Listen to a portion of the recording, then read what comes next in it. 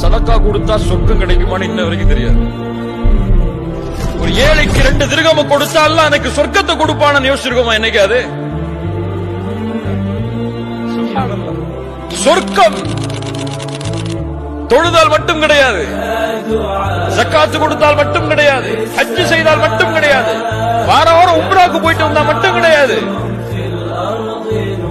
ஒரு நாய்க்கு தண்ணீர் கொடுத்ததற்காக ஒரு விபச்சாரியை அல்லாஹ் மன்னித்து அந்த பெண்ணுக்கு அல்லாஹ் மன்னிப்பை வழங்கினார். இது இன்னொரு ஆண் தண்ணீர் கொடுத்ததற்காக இன்னொரு நாய்க்கு அல்லாஹ் அந்த ஆணை மன்னித்து அவருக்கு அல்லாஹ் நன்றி செலுத்தினார்.